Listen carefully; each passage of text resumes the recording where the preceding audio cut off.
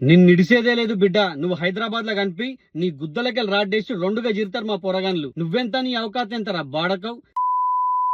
జబర్దస్తుల కుళ్ళు జోకులు వేసుకొని బతికే నువ్వు మా తెలంగాణ అస్తిత్వాన్ని అవమానించి మాట్లాడతావా? ఏమంటున్నావు? హైదరాబాద్ లో ఆంధ్రోళ్ళ ఆస్తులను కొనే దమ్ము తెలంగాణలో ఉన్నదా అని అంటావా? హైదరాబాద్ లో ఉన్న ఆంధ్ర వాళ్ళ ఆస్తులన్నీ అమ్మితే కొనుక్కోవడానికి తెలంగాణ వాళ్ళ దగ్గర అంత డబ్బు ఉందా? కొని రెండు వేర్వేరు రాష్ట్రాలుగా విడిపోయినా గత 12 సంవత్సరాల నుండి అనేక రకాల వ్యాపారాలు చేసుకుంటూ ఇక్కడనే బతుకుతున్నారంటే అది మా తెలంగాణలో మంచితనమే గాని చేతగాంతనం కాదు బిడ్డ.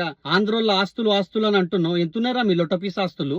తిక్క మింగి మా తెలంగాణలో ఒక్కరోజు మీ ఆస్తుల మీద పడితే ఆ ఆస్తుల తాలూకు కాగితాలు మాత్రమే మీ బీర్వాలలో ఉంటాయి.